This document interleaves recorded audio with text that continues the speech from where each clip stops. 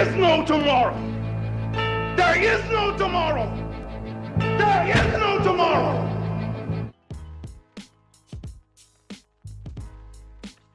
All right. Happy Wednesday, May 22nd, or is today B-Day? Isn't it Ryan Garcia B-Day? I really don't care about that, but I thought the 22nd was the day that we were going to get Ryan Garcia's B sample. Not here to talk about that. About to play an interview that I did with none other than Brian Norman Jr., known as the Assassin. He's the WBO interim welterweight champion. I'm not big into interim titles, but very soon he's going to be the WBO welterweight champion of the world. Unless Terrence Crawford shocks the world and comes back to 147 pounds, I don't see that happening. So a little earlier today, I had a chance to interview Brian. And if you missed his fight, he fought last Saturday night on ESPN and just looked sensational. He knocked out Giovanni Santillan in the 10th in the bloodiest fight I've ever seen in my life. Got Tech Dumb Dan here. Looking forward to the interview. They open today, results in approximately a week. All right, well, there you go. So I was not doing a show around that. So, but that's kind of what I figured. But had the chance to talk to Brian about 2 hours ago. So in a few minutes, I'm gonna play that interview. And yeah, he did beat the brakes off Santillan. He really did. He looked good. And you'll see, I talked to him about it in the interview, but it was the bloodiest fight. I mean, I think I've ever seen. Fighting Temple. That blood was just all over. And the knockout was sensational. And Joe Tessitore was going crazy. Like Joe Tessitore was screaming like he does scream like that sometimes. Andre Rodriguez, good evening, George. What's up, Andre? But yeah, it was I had the pleasure of talking. By the way, is this an American thing? Taylor and Catterall, they rematch on Saturday. Maybe on Saturday I'll be into it, but I can't say I'm that excited. It was a really good first fight, but kind of controversial. But Taylor, first of all, said he was never going to fight at 140 again. And now he's back at 140, and Catterall hasn't fought anyone since. So I don't know. I'm really not into that fight. Santillan, he has a chin. And I spoke with Tim Bradley. Tim and I, that's my boy. And we talked, and he said he's got some deficiencies talking about Brian, but he said he is learning and he's getting better. So this is Brian Norman.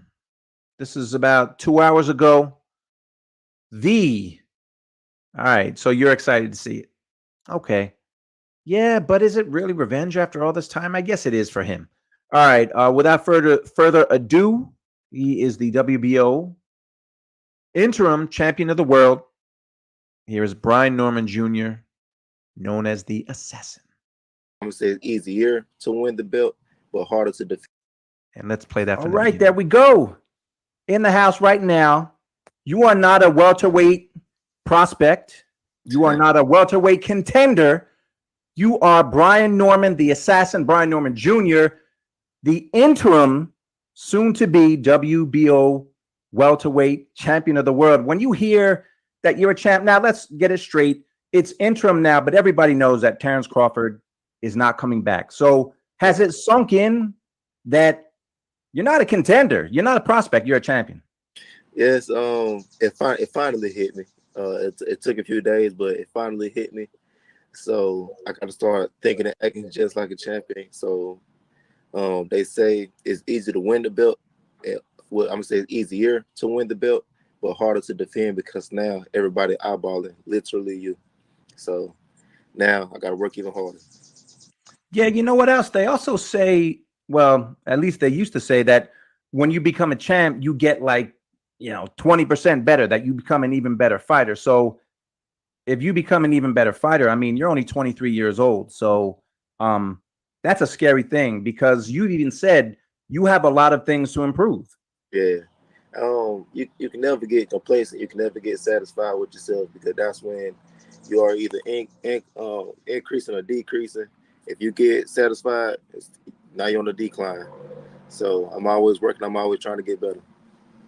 I've seen you doing a lot of interviews, and I appreciate you doing this one. I'm going to try and not ask you every single question that everyone else was asking. So the first question, I don't know if it's a weird one, but when the fight is over, I don't know if it's the next day or that night, you know, fighters go in training camps. You guys sacrifice a lot to make weight.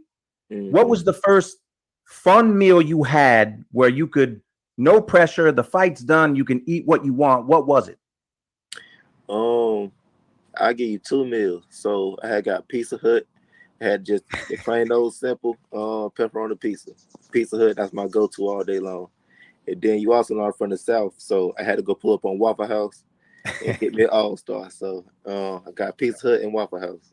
Yeah. Okay. All right. Well, you're the new champ, and I guess it's going to be really satisfying when it's official, because usually interim champions, to me, it's like another belt that sometimes it's meaningless, but this one isn't meaningless. Like we said, Terrence Crawford, I mean, it would be a shock if he came back. So, you know, you're from Georgia, and a lot of great fighters from Georgia. I can name 2 off the top of my head: Vernon Forrest and Evander Holyfield. Mm-hmm. You're joining a list, and I know there's others. When you got home, was there any kind of reception? You know, what did you get any love from back home? I got a whole bunch of love. I pulled up to one gym. You know, all the kids there, everybody showed me love. Took a lot of pictures. Later on today, I'm pulling up to another gym. You know, same as that thing. So everybody loving me. Everybody showing me. You know, the hard work I've been putting in. It actually mattered. You get what I'm saying? They actually got me here. Yeah. They see it. You know, they was right here with me. So it's a very beautiful feeling. So for people that don't know, you knocked out another he was an unbeaten fighter, Giovanni Santillan, who was ranked number 1. You were number 9 going in. I want to ask you if you have watched the fight yet, for a couple of reasons, but mainly I just watched it again. You had Joe Tessitore going crazy. Well, and I don't know but he was screaming at the top of his lungs when you got the knockout. Did you see that? And did you see the whole fight yet? So I just watched a few clips of my fight. I'm still stuck on. So I got a good visual memory. So I'm still stuck in the fight right now. Like I just keep looking at stuff, but I'm looking at all my flaws. So I'm still looking at everything I need to work on. So yes, I watch the fight every day, but just mentally, you know. So I did see Joe though. I did see that clip. He was screaming at the top of his lungs. He was definitely in the fields in that fight. Yeah, I mean, you know, when he gets excited, it takes something to get him like that. He doesn't always get like that. I mean, he was going crazy at the end of that fight. But look, you've said, I've heard a lot of your interviews, and I know you're critical about yourself. Yeah. What are some of the things you think you need to work on just from that fight alone? The main thing is defense. You know, just tighten it up on it. You know, put those elbows in, get a tighter guard, plain and simple. And I just say build off of that. You know, more head movement. I feel like my head was on the line too much, so it's a lot of the small things, but the small things add up. You know, so the minor things is what count the most to me. So I want to tighten up on all of that. You were obviously you were an underdog going in. You were in his backyard. Mm-hmm. And I know everyone has asked you this. I have to ask you too. But how satisfying was it to win the way you did? People booing, and I saw after you won, you were playing to the crowd. You know, you went to like each rope and just putting your arms out. Yeah. How satisfying was that to do that in someone else's backyard? It was the most satisfying way for me to do it. It is, like you said, going to his hometown, is his people, is his city, his fans, everything. And I didn't just win. I didn't just get a knockout. It was a spectacular win, a spectacular knockout. And like you said, everybody was booing me. You see how I was acting after the fight. That's not even me. That's not even me, but the crowd gave me that energy. So to win that fight, I had to be the villain. And I fully embraced that role. I fully was engulfed with the energy of a villain, and you see how it happened. So that's best feeling ever. What was that the bloodiest fight you've been in? I mean, he was leaking so bad the referee had to keep wiping his hands. I mean, his blood was all over you. What's that like? Well, first of all, is it the bloodiest fight you've been in? And what was that like? Because I mean, the dude was, I mean, literally leaking all over the ring, all over you, all over the ref. What was that like? Yes, that is definitely the most bloodiest fight, sparring session, anything I have ever been in my whole life. But you don't care about that. So Yeah. my whole thing is I seen blood, I want more. So that's all I kept saying. I seen he had got cut first.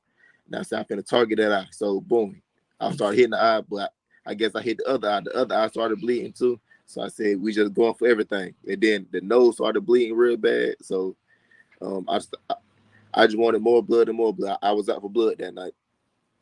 Well, I think it's mostly casual people because there's a lot of casual fans in boxing. There's a lot of casual media who follow boxing. All they do is look at a fighter's last fight. A lot of people do this. Now, I'm sure a lot of people looked at your last fight, Boca Chica. Not a sensational fight. You got dropped for the first time, I think, in your life, right? Yeah, and spawn everything. My first time ever. So, it turned into a no contest because of cuts. Do you feel that, I don't want to say everyone was writing you off, but did you feel like the mindset of a lot of people was, yeah, Brian's undefeated, but he's not going to beat this guy. Let's serve him up to this guy and see what happens. Yeah, that's everybody's thoughts to me going into it. Like you said, I got dropped in my last fight. I really didn't have time to rest after my last fight either. Right.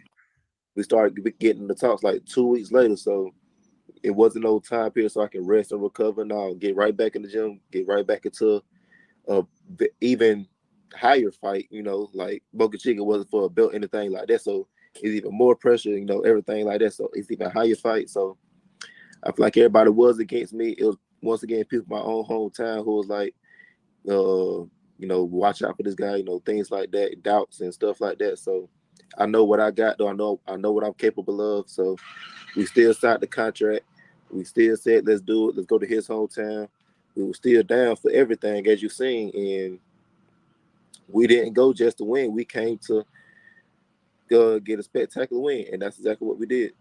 Yeah, I mean, it was really a sensational fight. And I can name some people who definitely had your back. And I know that's your management. I know you with Fighters First Management.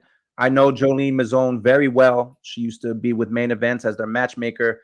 What's that partnership been like for you being with Fighters First Management? I mean, you see where I'm at. So yeah, I ain't got nothing but praise for them. They got me. As soon as I signed with them, I signed with Top Rank. We started getting fights in. I finally got surgery for my hand. They helped me out with everything. So they are the reason that I'm a 23-year-old champion right now. They are the reason. That's how I look at it. You feel me? So I got nothing but praise and glory for all of them. Well, somebody else who obviously has your back is your dad, Brian Norman Sr. Now, I looked his record up because I know he's a fighter. He was 17-11. He fought some real fighters, man. John Pascal, Edwin Rodriguez. He had a real career. There's been a lot of father-sons that haven't worked in history, but you know what? There are quite a few that do work. Danny Garcia and his father, Angel Boots and his father. What's it like having your dad? And I know you've been asked this a lot, but what's it like having your dad in your corner who not only is your trainer, but he was a fighter. He's done this. He had almost 30 pro fights. I feel like it's the best way to go in. It's like you said, he fought, he had those big fights as well. Gene Pascal and those guys. Was it Elvin or Elvis Rodriguez? Edwin Rodriguez. Edwin Rodriguez. Yep. Top guys like that. So the way I look at it is, he taught me the game early. So with all those big fights and everything he done been through, he was also on the B side of things too. So he been robbed a few times as well. But he know about the business of boxing. He know how boxing can get. He been to that level, like I just said. So he know how the mind works. He know everything about it. But after a while, he had got vertigo, so his body literally couldn't fight no more. Like Wow. his balance was just off. So everything he learned by the end of his career, he taught me when I was young. So I feel like I had a head start, and I can't deny that because now I'm a 23-year-old champion. So I know you said you've been fighting since 7, but this has been all your life. I mean, you grew up, your dad was a fighter. So I imagine your first memories being like a little boy are the gym and boxing. It's been in your life for your whole life. Yeah, so it's a memory implanted in my head. Exactly what you just said. I was sitting in the gym. It's a chair that was right by the door, and it's a heavy bag in front of the chair. And I just see my daddy working it, just working. Wow. So I got a very good work ethic, but I got that from watching my daddy. You know, he was the man. You know, he was the one in the gym. Everybody say he crazy. He throw it off because of how hard he worked. So I seen that and I said I'm gonna take that to even another level. And now he said to me that I'm the hardest working person he has ever seen. So Wow. I get that from him though. So you have memories since you were a kid of being in the gym, but when did you decide this is what you want to do? Life wise, I believe I was 14 years old. I was 14 years old. You know, before that, I was on edge about it because once again, it's a scary thing. People are actually scared to the fight I just had, a championship fight and stuff like that. That's a lot of pressure. You get what I'm saying? So people are scared to get to that level and have to face that pressure. So I was on edge about it back then at 14. That I just said, let's do it. So I fully committed myself, my mind to being at the top. We started winning national tournaments, and now national tournaments turn to world titles. So I'm loving the whole journey. Did your dad, when you told him this is what you want to do, was there ever any hesitation on his part, or was he behind you 100%? Because I'm sure he told you the good and the bad of boxing, because I'm sure he experienced a lot of both, because it's a nasty business. Yeah, so when I was 7 years old, he was like, "Are you sure?" Because, you know, it's a dangerous sport. People get knocked out. You know, he was telling me all the bad, but I was just like, I want to be just like you. Put these gloves on me and let's train. So that's the only time he ever told me, you know, had that talk of the good and bad. But besides that, we've been on 1,000. We've been on go. So I watched a lot of your older interviews, and I watched an interview you did on the Boxing Voice, and shout out to those guys, Nestor Gibbs and Danny. This is probably more than a year ago. You and your dad were on. So I'm watching the interview, and this is before Tank and Garcia fought. And your dad was like, yeah, Garcia's going to win that fight. And I'm watching it, and I'm like, what? How's he picking Garcia? But then I saw another interview with your dad, and he was talking about the whole history of the beef between Tank and you. And I don't want to get into that, you know, bit for bit, but it made me realize, because I was going to joke with you about your dad. Does he always pick people that lose? But I see why he picked Garcia. Wait. Yes, he does pick everybody that lose. Let me say that. Every time he has ever placed a bet, he has not won it. I'm so serious. Every time he places a bet, whoever he picked, they will lose. So that is a fact. Well, go ahead. Well, you know what? That's good information, because if that's the case, I need to hook up with you more often, because I would love to make some money.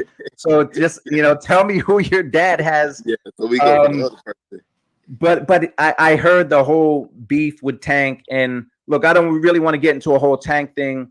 You guys are in different divisions, but do you have any kind of a relationship with Tank? Is it friendly? Is it cordial? Like, how are you and Tank? We ain't got no relationship. We ain't got no beef. We ain't got nothing. Me personally, I ain't got no beef with him. I ain't got nothing like that. We sparred, I'm gonna say 3 times in the past when I was 16, and then twice at 20. Yeah, I was 20 years old, so twice at 20. So all I did was just learn from those sparring sessions. So I ain't got no beef with him. I'm just gonna say we cordial. Yeah, because it was interesting hearing your dad talk about the whole history. And again, that I don't want to get into that, but it's interesting because 16 years old sparring with him? Because he's what, 7 years older? He's 6 years older. When I sparred him the first time at 16, he had just beat Pedraza, so he was a champion back then. So that was the biggest confidence boost for me. It was like, okay, I'm doing my thing at national tournaments, winning all these national tournaments, but this is amateurs. You get what I'm saying? This is not that big. And then I was sparring him, and it was real good back and forth work. And I think we did probably 7 rounds the first time. And like, I'm an amateur. I did 7 rounds with him, and the whole time it was back and forth. And I'm just like, I can be something one day. I can be that guy. And sure enough, now I'm here. Well, I'm going to ask it again, even though you just answered it. It must have been, for you being 16 years old, an amateur, and you're sparring with a champion, a young champion. You just talked about what it did for your confidence, but man, I mean, I can't even imagine being 16 and when that sparring session is done and you're like, did it ever hit you that I'm just like holding my own with a grown young man who's a champion? Yeah, that's exactly what it did. Like I said, it was the biggest confidence boost. It was the biggest, I'm just say aha moment of, okay, I can really deal take this somewhere, boxing. Like, of course we can say, I'm gonna do this, I'm gonna do that, but do you really did believe in it, like down in your gut, like for real, for real? So that day forward, I just believed in it, like real deep, and I was just like, even still, let's take it up even more. Like everything, like even after my last fight, of course I did my thing, but for some reason I always feel like I got a whole lot more I can give. So therefore I got to put in a whole lot more work, and that's how I felt at 16 years old as well. You at the end of the fight, you had a nice moment with Tim Bradley. Tim Bradley, someone I know well, and Tim, by the way, when I was at HBO, I was a producer. We used to do a show called 24/7, and I did the very first when he fought Manny Pacquiao the first time. That was the first time I got to produce a 24/7. So, but you had a moment after the fight where we could all see it on TV. You leaned over the ropes and you were talking to Tim. What were you saying to him then? Do you remember? Yeah, so Tim got a bad rep with me. He talked crazy on the commentary and stuff like that. But in the one-on-ones and stuff like that, he always give me all the props in the world. He always say, you can win this fight, you can do this, just do this. He was actually giving me tips on, I ain't gonna say giving me tips, but he was making sure my head was right mentally going to this fight. He was like, do you know the opportunity, the magnitude of this fight? Do you know that you can win this fight and stuff like that? So I was just giving telling him that I'm 23 years old, I'm still growing. As you can see, I still did my thing today, but we only get better and better. He gave me all the props in the world too. He said I can see it, he can see the vision, and he could tell that I'm gonna be a great fighter one day as well. When I think about Tim, I because a lot of fighters seem to criticize him when they take what he says as criticism, but a lot of what he says, I mean, is there some truth to it? Is it real valid? Because there's a difference between being a hater and seeing something through the eyes of a Hall of Famer and criticizing and saying this is what someone needs to improve on. Do you see that from him as like valid criticism or just kind of talking crazy? All right, so the thing is, I see it as valid criticism, but the thing is, he pretty much doesn't point out the good, but he pretty much only focuses on the bad. So people look at him as a hater, as a negative individual. You know what I'm saying? Like, of course, he got a good jab, he got a good this, but this is what he's not good at. And Tim would say that. So people look at it as bad criticism. A lot of people see all the good I did in that fight, but with me, I'm bypassing all of that. I'm looking strictly for the bad. So I'll actually listen to what Tim's saying. He was saying in one of my fights with Quentin Rondo, I smothered myself. He right. In that particular fight, I smothered myself. You see, that's no longer an issue now, but everything he was saying, I was just taking into consideration. Andre Ward, my very first fight with Top Rank, he was saying my jab, I got a good, I think he said flick jab, but I need a more stiff jab. I'm working on that as well. So I look at it as valid criticism. These are great fighters like Andre Ward and Tim. So I look at it as valid criticism. If you want to be the best, you got to be able to take the criticism. I have he talked after the fight to Sean Zettel, and shout out to him. I just want to play a clip of Tim and what he said about your fight. This is this is when he was on his way out of the arena. Oh, Brian Norman Jr. Oh yeah, he definitely impressed me, man. Brian Norman Jr. I think. Oh man, with that, hell yeah, bro, that was a hell of a performance by him, and a lot of people wrote him off, bro. A lot of people and he used that as fuel. So the criticism can sometimes be warranted because he didn't have that great performances. His last 3 performances ain't been that great, bro. So everybody's like, I don't know. But then he go in there and he have this performance right here. But this was a guy to me that was somewhat, I would say, tailor-made for him style. So I asked him in the fighter meeting, I was like, bro, you know how to fight lefties really well, bro. I was like, there's a window for you to win this fight. And he was like, absolutely, my feet. I got better feet. He's stuck in the mud all the time, Tim. He puts his head down. And so he told me the game plan, and he went out there and executed it. So the only down thing that I had on him was a little bit of, I would say, technical. Technically, he didn't really use his jab that well. He rushed in with his head a lot. And these are all facts that I was telling him, to go and fix.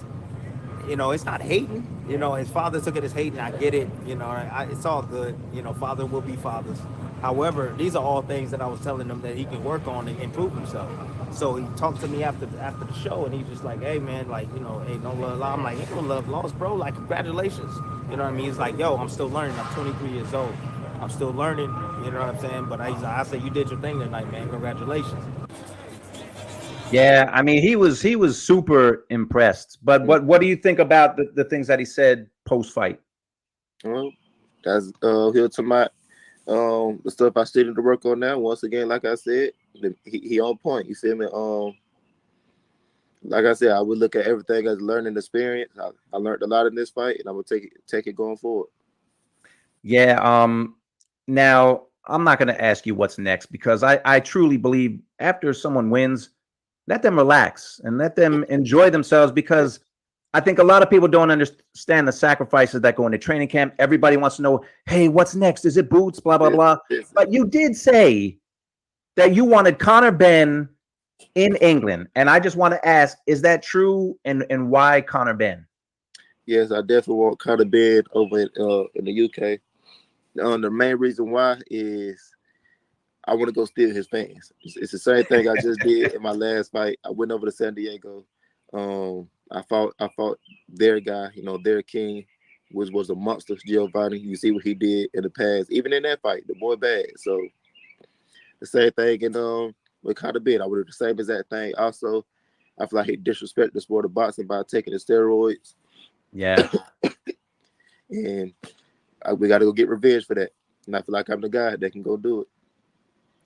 Well, I mean, it would be an interesting fight. For a long time, Boots Ennis and Virgil Ortiz, everyone talked about those two as being like the Leonard Hearns of the welterweight division. Mm-hmm. Now Virgil Ortiz is gone, and I think a lot of people, they love to slot people in, but you and Boots at some point could really be some kind of a rivalry. And I think you've worked with him before as well, right? Oh, yes, sir.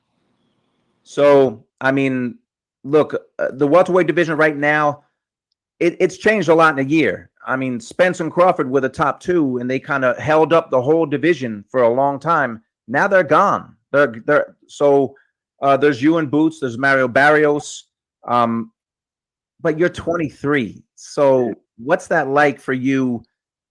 Not to take your time, but kind of to take your time. You don't have to rush in anything. Like you said, you're still learning, but to be 23 years old, very soon you'll officially be a champion.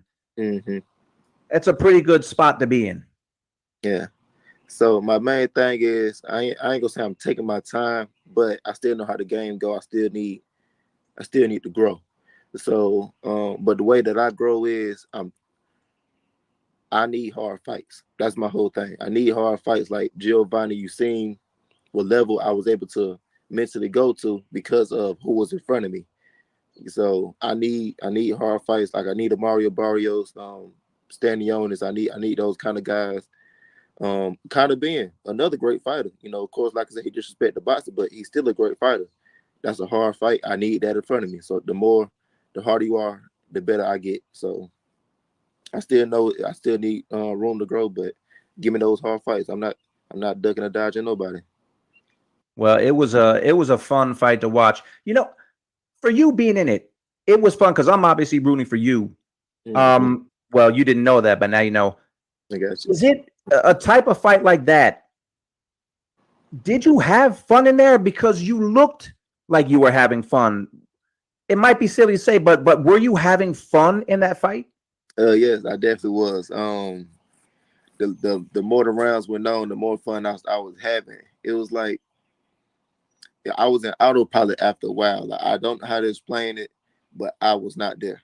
I was just witnessing everything y'all witnessing. And after a while, I landed a punch. I was like, dang, I just did that. You know, so I wasn't necessarily dead. And like even Giovanni punches, I didn't feel nothing. And in the fight, I didn't feel nothing. When that bell rung, I went back home and took my shower. I felt everything then. So I'm still hurting right now. You feel me? So I was just a spectator to my own fight. Wow. That was a grueling fight. I mean, he definitely landed some shots. This is a few days after the fight. You said that was amazing what you said. You didn't feel it till you were in the shower. But how long does that stay with you, a fight like that? Like, you're still sore now. This is Wednesday, so this is 3-4 days after the fight. How long does it take you to kind of just get back to normal, feel fresh again? I mean, this is my first time going through a fight this rough. So I'm healing up pretty fast. Though I had got a massage yesterday that helped me out a lot. So I'm gonna say give it about like 2 or 3 more days and I'm back to 1,000 by then. Well, there's a lot of people that can't wait to see you fight again. And I got to tell you, though, from talking to you, the thing I'm looking forward to most, I got to get with you and make some money. And I got to get some picks from your dad on some upcoming fights, man, because I can't, people, it's funny. People think, oh, because boxing, like, who's going to win?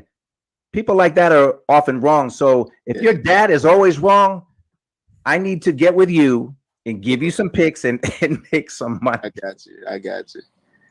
All right. Well, listen, I appreciate your time and congratulations. It was like Floyd would say, it was a hell of a performance. Hell of a performance.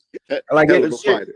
Hell of a fighter. Hell of a fighter. Hell of a performance. I mean, you really did look sensational, and it's going to be an amazing moment when it's official, when they can say you're no longer the interim, when you're the WBA welterweight champ. But I appreciate your time, and I look forward to talking to you again soon, my friend. I appreciate you, boss man. Anytime. All right, man. Talk soon. What a good dude. And I wish, man, it's pretty dark in here, isn't it? It's daytime too. Yeah, I wish I could have went live with him, but I did it a few hours ago. I thought it was too early to actually go live, but what do I know? What do I know? But I had been seeing the comment section that was bloody. Even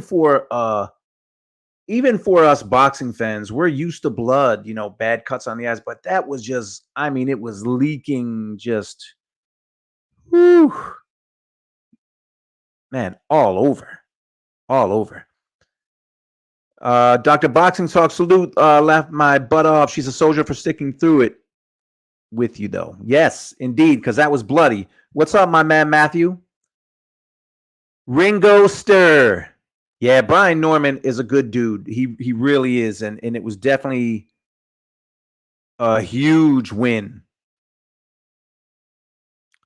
Brian Norman Jr., when we get in the belt, shot king. Oh, yeah. I should have asked him to show the belt. Although it's still interim, so, Tech Done Dad, I saw an interview with him and his dad the other day, and it was awesome to see the good relationship and obvious respect they have for each other. Reminds me of Kenny and Sean Porter, and that's another father-son team that seemed to work. Danny Shee, appreciate you. Great for performance against Santillan. Brian, congrats. Keep climbing up. Yeah. So, I didn't really, I saw a lot of interviews he did, and he talked about Boots, and he says he wants to fight those guys. He didn't say he wanted to fight them next, and he's 23. I think Boots is a better fighter than him right now. And the guy, he's 23. So it's funny, though, when you think of Leonard and Hearns and how I think Tommy was 22, 23 when he fought Sugar Ray in the first fight. It's just a different day. Different day. Danny Shee, man, I had Santillan rated so high, especially how he took out Roca last year. Damn, Brian, let's go, boy. Yeah.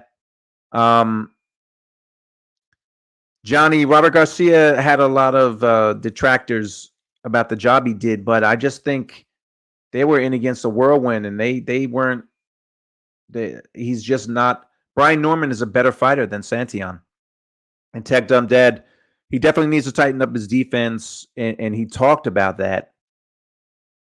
And Tim Bradley talked about that too. And I've had conversations with Tim about Brian Norman, and I wanted to bring up the point. A lot of fighters give Tim a lot of shit, because here's the thing. Criticism is not hate. If you're pointing out what someone's doing wrong and you're a Hall of Famer, maybe those people should listen. It's not hate. So I think what he does is he talks about what he sees. And so many of these fighters, I mean, everybody's so sensitive. But you heard what Brian said. He said, I think it's valid criticism. So that was coming from him. I was curious what he was going to say. And Danny Shea, I appreciate you with the $2. Is there a certain fighter you look up to, copy a bit? One thing I didn't bring up, he does know about the past fighters. I've seen a lot of his interviews, and he definitely respects the past. And I'm going to get him on again. And I want to get him on maybe in a couple of weeks, and maybe we'll get him to do a live and answer some questions, because he's a good dude. Danny Shee, awesome interview regardless, George. Appreciate you. Phoenix, Brian Norman needs to fight somebody. Boots already fought like that Karen guy to see if he stops him, since Boots couldn't. Yeah, maybe. Karen Chudnik or something. I really don't want to see that fight. I really don't want to see it. You'll get there. AK incoming. You know what? I'm stuck though. I'm at like 7,970 something. It was going up really high and then it stopped. But I don't care, because I'm going to talk boxing regardless. Tech Dumb Dad. Tim was talking to Brian before Brian even left the ring to tell him how good he was. I love that. It was a really good moment, and that's why I wanted to ask Brian about that, because Brian initiated it, talking to him. Phoenix, Brian, if Maurice Hooker moves up to 147, Maurice Hooker. Ooh. Maurice Hooker. Eeh. I don't know.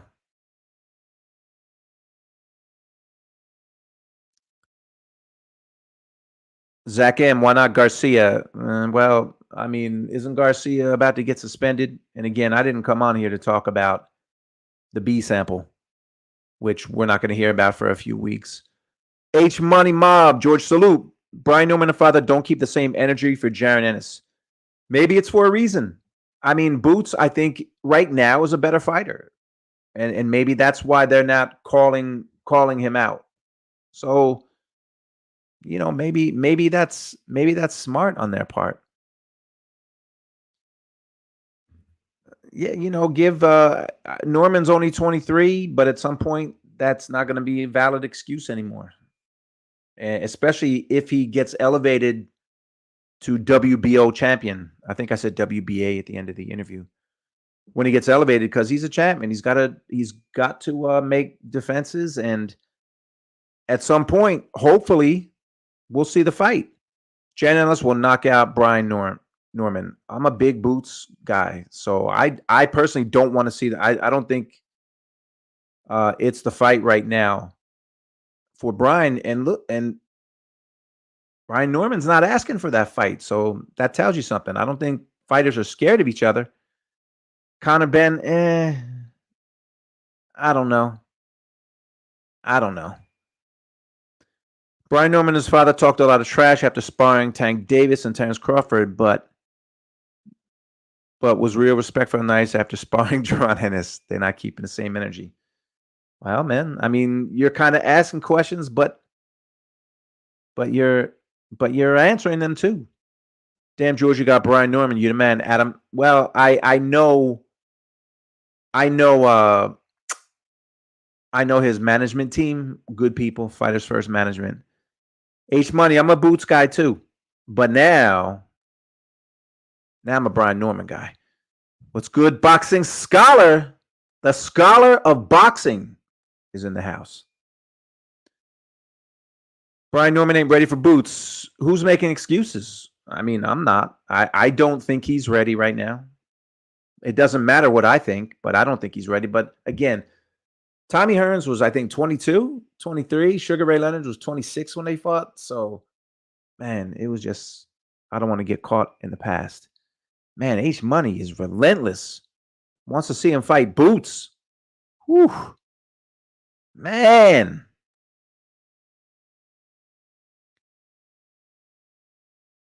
Zach M. Norman Jr. would have been a good payout Saturday. You're talking about betting, I'm assuming. Tech Dun Dad, we need to have that talk. There are proven ways to get you up there. Yeah, man. I keep putting that talk off, and we will. We will. Dr. Boxing Talk, people forget that Tim is an absolute Hall of Famer. Great boxing mind, whether you agree with his takes or not. Plus, beating Marquez and Pac is crazy, whether you agree with the decision or not. He was a great fighter, and I think he's an awesome analyst, and I think he sees things that normal people don't, that people who aren't fighters don't, even people that are fighters. I think he sees things, and he points them out. So, like, if you're a fighter, you don't have to agree. But this like, everyone wants to say hate. It's not hate. If someone criticizes you, if Tim says he's got to shore up his defense, how's that hate? Some people say hate. Look at Norman's face. Norman got cut. Norman got cut in the fight, and Santillan hit him a lot. He hit him a lot. So he even said he's got to tighten up his defense, that he agrees with what Tim Bradley said. My man Trick Nolte knows a lot of fighters, man. A lot of fighters. Trick. Talk no lies, detected all facts. Yeah, so I really wanted to hear what he had to say about Tim Bradley. That's why I wanted to, and shout out to Sean Zettel. Sean posted that post-fight of Tim Bradley talking about Brian Norman. He thought it was valid. It's not, hate is a different thing. Being a critic or pointing out flaws, it's different. It's different, but everybody thinks you're a hater. That's the first thing that, it's the first thing that people say. So yeah, that was he had a great fight, and we'll see what's next. Conor Benn, he wants Mario Barrios. I think that's a good fight. Barrios has an interim title as well, which is going to be elevated at some point when Bud decides to move up. Imagine if Bud did an about face though and said, you know what? I worked too hard at 147. I'm going to defend my belts. Man, that would be amazing, but I don't think that's going to happen. Trick, thanks, George. I appreciate you and all you do and have done. Much respect to you. Same to you. Oh, man. Look, I don't mean to be big-timing people, but can you see that? Look who's calling little old me. Tim Bradley Jr. I just sent him a text about this. So, Tim, I'm not ignoring you, but I'm going to wrap this up. And I should have answered it. But yeah, Tim and I talk, and Tim is really his own worst critic.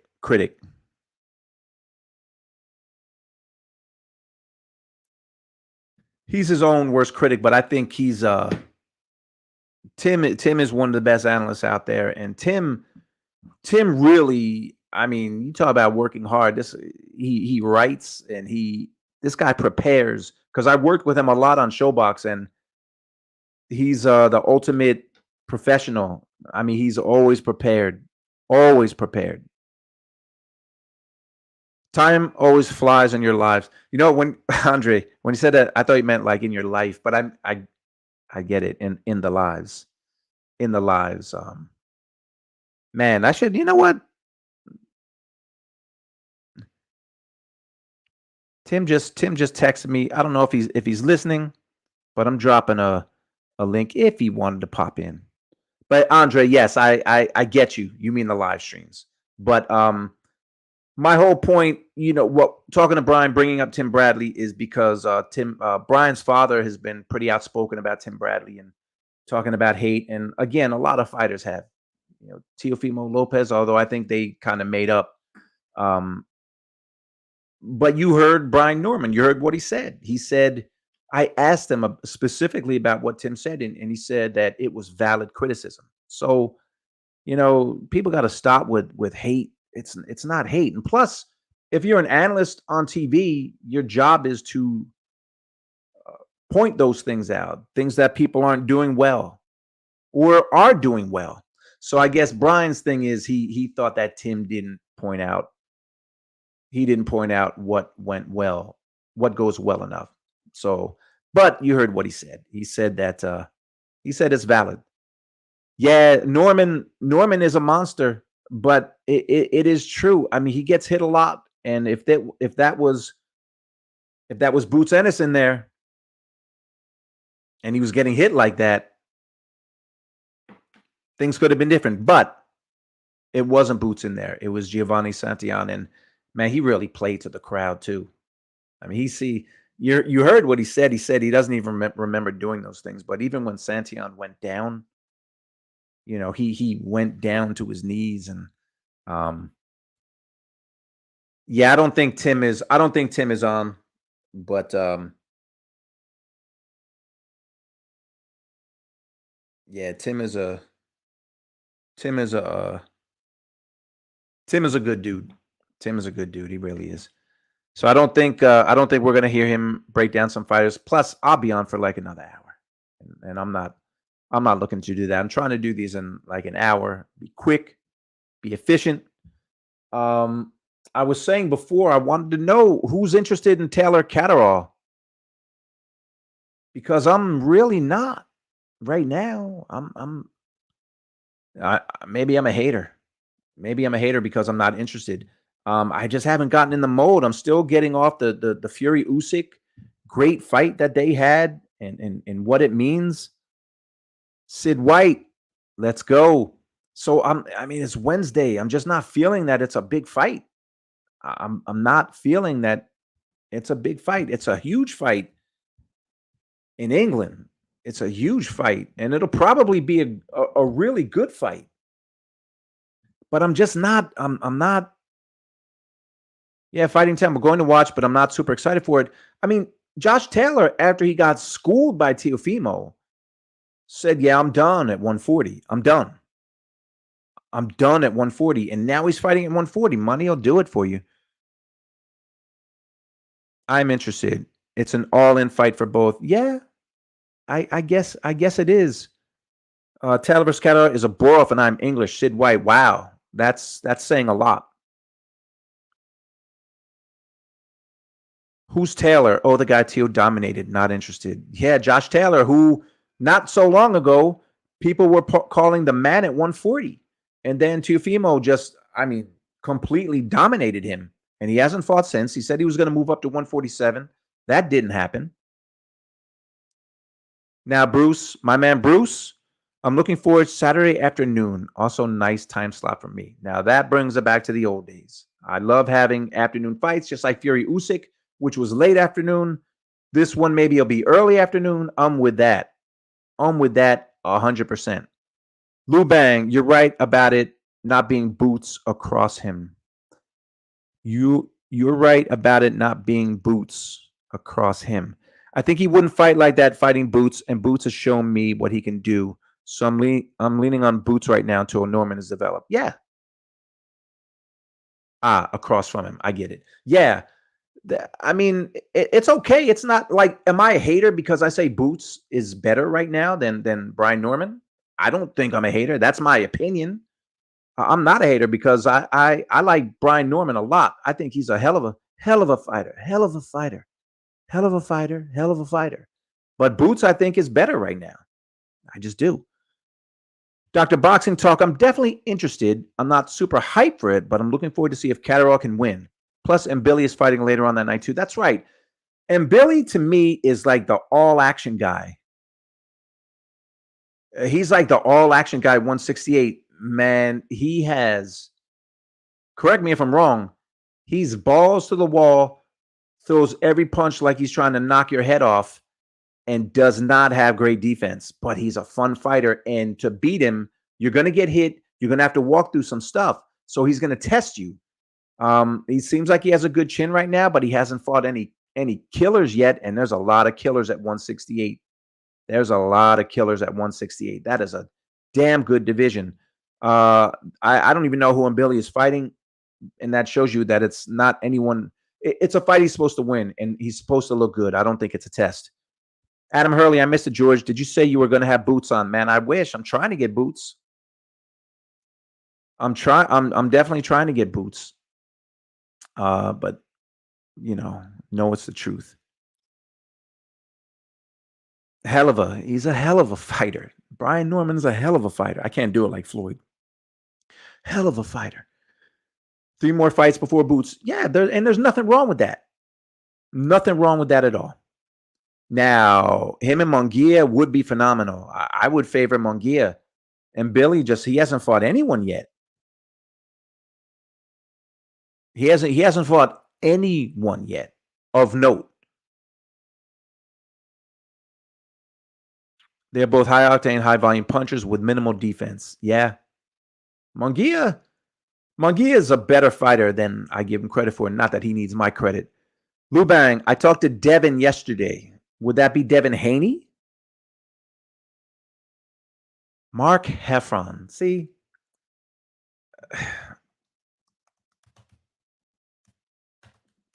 I don't know who Mark Heffron is. I'm not one of these guys who knows who. Some people know who every single fighter is. Mark Heffron is 30-3, 30 wins, 3 losses, 24 knockouts. Kid Dynamite is his nickname. Oh, my camera is jittery now. Probably because I had this open. Let me turn that off. Yeah, I can't say I'm interested. Mark Heffron. So he's supposed to beat this guy. He's supposed to knock him out. He's supposed to look sensational. Ketterall versus Taylor will have quite an atmosphere. That's going to be a crazy atmosphere. Those Brits are into boxing, and they support their fighters, and it's amazing. It's amazing how they support their fighters. It really is. And the atmosphere is going to be crazy. I wanted to. Bruce, will you be watching Lawrence Okolie? Or is it, I may probably, but Okolie, he doesn't do it for me either. I have a hard time watching these fighters that just, I don't know. I don't think Okolie is all that good. But that being said, I'll probably watch the fight. So, I wanted to see if I could bring this in here.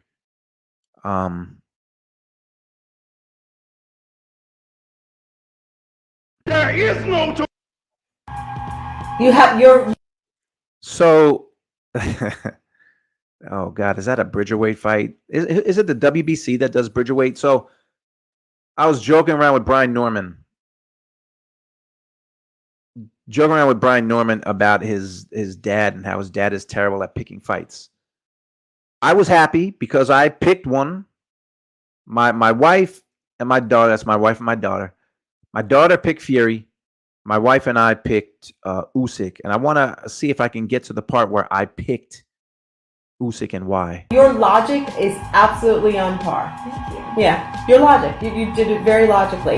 Yeah, Usyk has bulked up, but he has not fought at that weight. Yeah, And but he also Fury, practiced against people that are his weight. Yes, but Fury.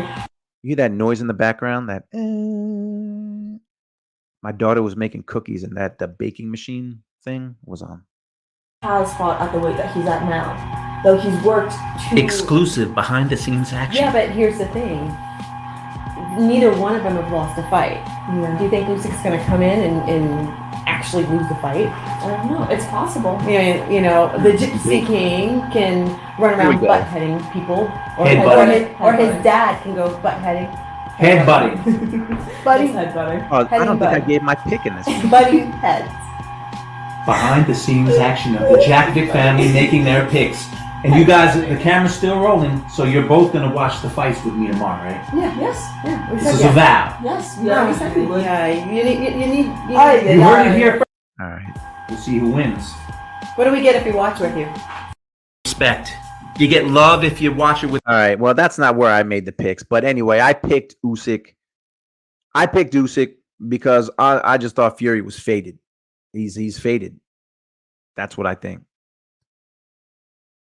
Ooh, that'd be a good one, Adam. And Billy against Pacheco? That would be a good one. Stormy B-Man. George, you know me not anymore, but I'm here. I love your perfect English. You know me not anymore, but I'm here. Stormy, the sensei. Man, come on, Stormy. You know I know you. You know I know you. Stormy, you should go to Stormy B-Man, look him up on YouTube, and you want to hear someone break down fights, go to Stormy B-Man. Yeah, Andre, that sound and they don't get it. They wouldn't turn it off. So, butt heading. Yes, that's what my wife calls it. She calls it butt heading because she saw Tyson's dad. I played that clip of him butt heading people. So anyway, I was trying to play my pick and it wasn't on there, so that failed. I just thought that Fury was done. He's aging. He's aging out, and now he lost. And I'll say this again for all the people who jumped on the Tyson Fury big guy. Big guys always beat the little guys. Well, Alexander Usyk is George Foreman size, Muhammad Ali size, Larry Holmes size. He's their size, and he beat him. And no shade to Usyk. I'm not picking Usyk against those guys. That's just me. That's just my opinion. So, yeah, that noise, that was killing me. I couldn't listen to it anymore. So, I think Tyson Fury gives anyone a rough go, but he's not going to beat every single fighter in history. But anyway, you know what? That's the past. We're living in the present. And Brian Norman joined me. Make sure you check it out. I'll post just the interview for people who want to see his interview. But the welterweight division is it's as weak as it's been in a long time. With Bud and Spence moving up, it's a weak division. Boots is a big name. He's the big name. Cody Crowley, he's fighting Cody Crowley, but Mario Barrios, Brian Norman, there are no stars in the division. But there's some good fighters, and Brian Norman is one of them. Sid White, Fury will beat him in a rematch. Sid, I don't think so, but it's boxing, and you have to fight the fights. I don't think Fury can fight better than he did, and I wouldn't be surprised if Fury made a trainer change because he was throwing shade at Sugar and the corner, and that corner was a mess. He was throwing shade at those guys at the end, saying, "Well, if I knew I was down, I would have went and attacked him." But I think I saw one clip where there were three guys in Fury's corner, and they were all saying different things. So, kind of reminded me of, well, not really, but when Leon Spinks fought Muhammad Ali in the rematch, and it was just chaos in the corner. Boxing bully. What's true? I forget what we were talking about. My man saw him. If you don't know who the boxing bully is, Barack, the boxing bully, check him out on DAZN. Ak and Barack. They are a duo on DAZN. Barack,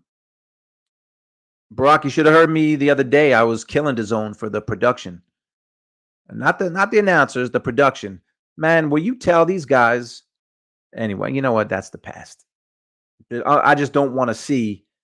I don't want to see any more movie promos during a main event pay-per-view. Okay. Boxing analyst, Chisora versus Joyce battle for CTE supremacy. Ooh, that's mean, analyst. That's mean. but you might not be wrong. That's going to be a big fight over there. I mean, I'm going to watch it because I watch most everything. So, okay, that's true. 147-pound division went from the best to a weak division. It did, but you know what? Bud and Spence, they like held those titles hostage. They held them hostage for over a year. So Boots should have gotten a title shot much earlier, but it didn't happen. It didn't happen. So be it. Zach M. I'm gutted from the Fury loss, taking a hiatus from boxing until June 15th. No, man, June 1st. You got fights this week, and then you have June 1st. You have the 5-on-5 card. You have to see that. Boxing Bully, I heard you. What you said about production was true. Yes, it was, but I'm not going to rehash that again. But yes, and especially in that Cordina fight, man. Third round, Cordina's about to get knocked out. He gets hit with a shot on the break. The ref talks to them. Then he gets knocked down. Huge upset, humongous upset. Cordina's about to get knocked out. Go back to the corner, and what does the zone give us? A Bad Boys movie promo. That's what they gave us. Just foolish. Oh man, Andre, come on. Chisora is one punch away from mental institution for life. No, I wouldn't go that far. I wouldn't go that far. Stormy B-Man, Errol thought Boots might do what Terrence ended up doing to him. That's why he didn't face Jaron. Yeah, you have a point. I think Boots was avoided. It's too bad he didn't get the shot, but he didn't, and this is what we're left with. It's a division that's rebuilding. Sid White, whole reason I bought TNT broadcast because they don't take the piss with advertisers during the fight. Well, DAZN does not do that. DAZN, it's obvious they don't know how to tell a story. They care about the money more than anything else. They don't care about the fans. They don't care about the people paying that watch the fight, although a lot of people didn't pay to watch it, but a lot of people did. I'm one of the people that did pay to watch it. And I don't want to see promos during a main event. And I don't want to see promos when a guy gets knocked down and it's going to be a giant upset. I want to see corner and I want to see replays. And DAZN gave us a Bad Boys movie promo. And that movie, I thought the last one sucked. So this one, it had better be better than the second. Or else what, right? I'm not doing anything. Tech Dumb Dad. Chisora's been a great character and a pretty good fighter, but it's time to hang up the gloves, though. Well, that's the story of boxing. Fury won 7 rounds minimum. Well, I mean, doesn't really matter now what we say. The decision has been rendered. So I kept score for that fight, and I did it in a notebook when I was a kid. And I wish I saved these in the 80s, in the mid 80s, late 80s. I used to score fights and I would write down all the information, the names, where the fight was and everything. And I had a big old thing. And I swore I was going to show it to Harold Letterman one day when we were still both at HBO, and I couldn't find them. And they're gone, I guess, forever. But I scored the fight. If anyone cares how I scored it and I was rooting for Usyk. So I scored at 114-113. I thought that Fury won 6 of the first 7 rounds. I gave Usyk the second, and then I didn't give him another round until the 8th. And then I thought it was all Usyk. So there you go. Boxing Bully, never fear. Brian Norman Jr. is here. I like Brian is, and I think it's a great thing that he's only 23.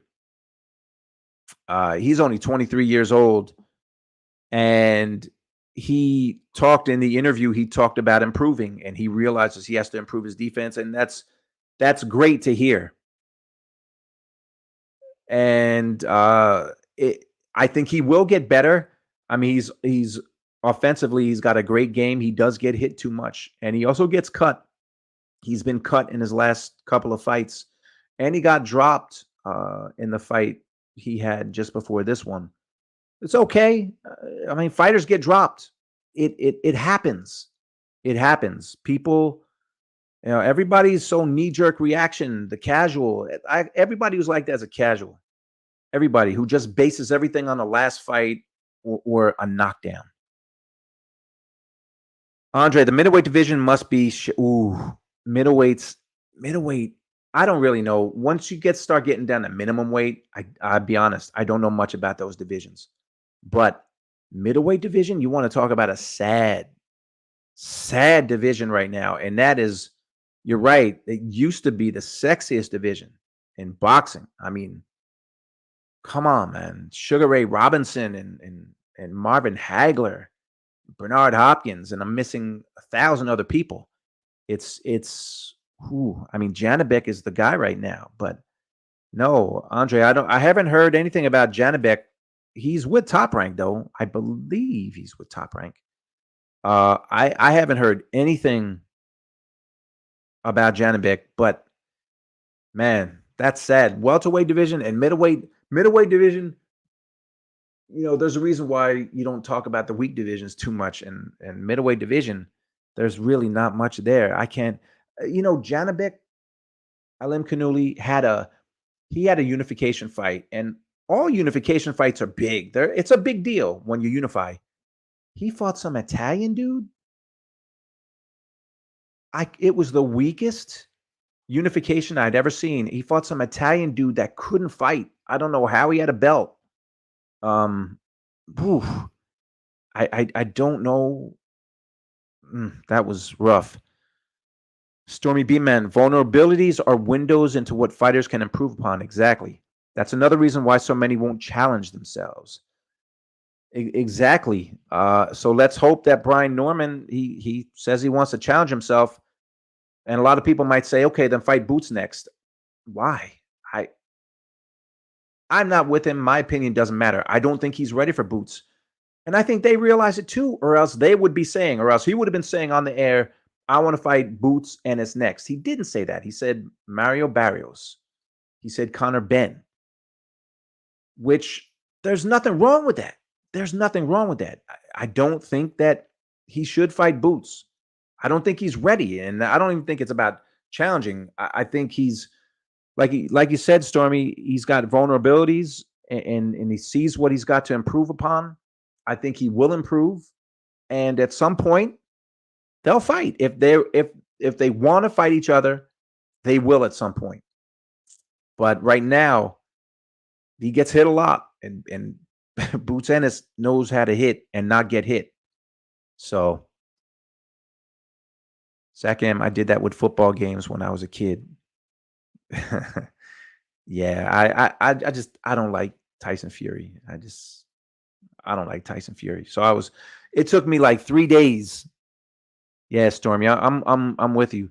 It took me like 3 days to my throat was killing me. Like till yesterday, my throat was killing me because in that 9th round, when Usyk, he hit Fury with that left hook. And the angle, you couldn't really see the impact. But then when I saw Fury sag into the ropes, I mean, I lost my voice and my throat was just killing me. Andre, you're better than me, man.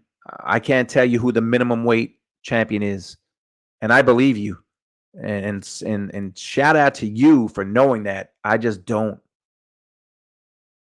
Unification is incoming there. This here. Yeah, but that middleweight unification, again, the Janibek against the Italian guy who I don't even know his name. It was sad. It shows you how far the middleweight division has come. But all right, my dog is starting to bother me because you know how dogs are.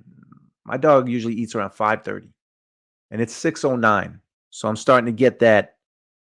I'm starting to get like she's by my side. She's giving me the eye. So I need to feed that dog. But Pro Box fights tonight. I haven't watched Pro Box in a while.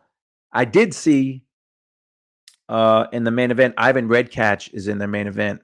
And I don't like to criticize Pro Box just because. Yeah, gotta feed that dog. But Ivan Redcatch should not be a main event on any card. Any card. I mean, that acting job that he pulled, yeah, I know. No, she won't bite. She won't bite. She's good. That acting job that Janibek pulled. I'm sorry that not Janibek. Ivan Rakic pulled against Regis Prograis. He doesn't even deserve to be a main event. So maybe a fight fell through. Red Catch can be tough, but that's all he is tough. That's all he is at this point in his career. I'm shocked he's getting a.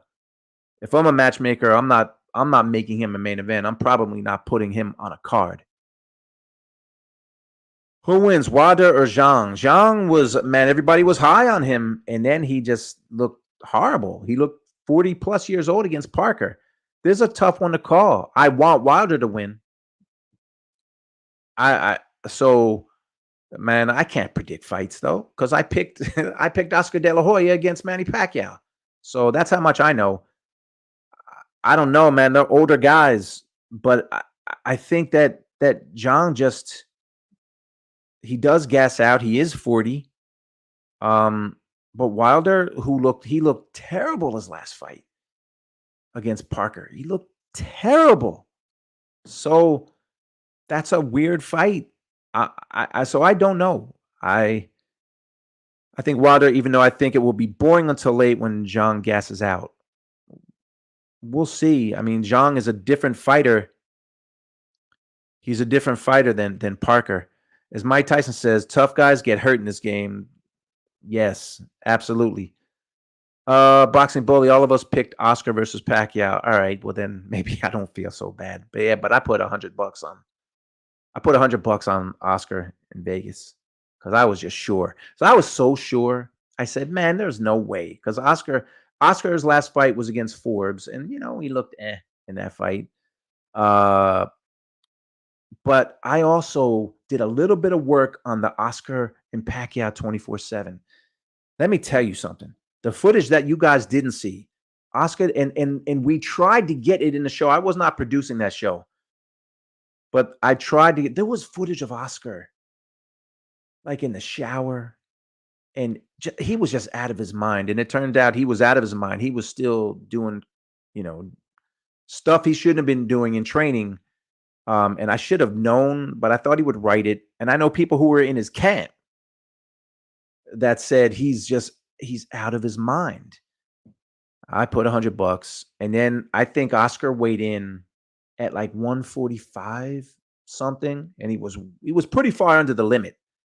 And I remember one of my boys said, "Man, Oscar didn't look good at the weigh," and I'm thinking, "No, it's good. It's good. He's just in shape." No, he wasn't. He wasn't in shape. If I had to make a pick, I would pick Wilder, but I don't know what am I basing that on? Wilder from 5 years ago or Wilder from I don't know. He did nothing against Parker. He did not a thing. And Zhang didn't do much against Parker either. So he knocked him down a couple of times. He's definitely got power, but he's also 40 years old and he's getting older. Tick-tock, he's getting older. So I want Wilder to win. But I just don't know what to base it on because recent fight history, it doesn't bode well. It doesn't bode well for Wilder. July 27th, is that Joyce Chisora, July 27th? Yeah, it'll be an interesting fight. Marquez, yeah, well, Pacquiao got dropped. Remember, he got dropped early in that fight, and then he dropped Marquez, and he was starting to really beat Marquez down in that fight. He was starting to beat Marquez down. And then he jumped in, and the rest is history. He jumped right into a right hand. So, battle of the show me somethings. Yeah, show me something. Show me something. So, I'm going to feed this dog, but I'm going to drop this Brian Norman interview. It's about 27 minutes long, but I'm going to do that separately so people can check that out. Brian Norman, who improved to 26-0 with 20 knockouts. He is the interim, and I hate interim. But this one seems to be valid because he's the interim WBO welterweight champ. Seems that very soon Bud Crawford will not be coming back to 147. And when he doesn't, Mario Barrios and Brian Norman Jr., the assassin, will be champions. So I really hate interim belts. I really do. But very soon, Brian Norman's going to be the WBO welterweight champion of the world at the age of 23. He was a huge underdog. If you haven't seen that fight, check it out on ESPN. I'm sure it's on YouTube. But he went into Santillan's backyard in San Diego and he took him apart in the bloodiest fight. I mean, he was leaking all over. The ref kept having to wipe his hands. He said it was the bloodiest fight he'd ever been in. So Brian Norman is a good dude. I've heard a lot of good things about him outside the ring. He was a really good interview. So I'm definitely rooting for him. Can't wait to see him fight again. Make sure you subscribe, like the show. I'm almost at 8,000. That's big for me. 8,000 subscribers. I don't know how to get subscribers. You just got to keep doing it, Stormy, right? You just got to keep doing it. Keep doing it. And for me, I love talking to people. So I did put a link in there. No one jumped in. But I like talking to people. It just makes it a lot more fun. So got a lot more stuff coming. Hoping to keep getting those interviews. And again, shout out to Brian Norman, who is going to soon be WBO welterweight champion of the world. And we will talk more boxing.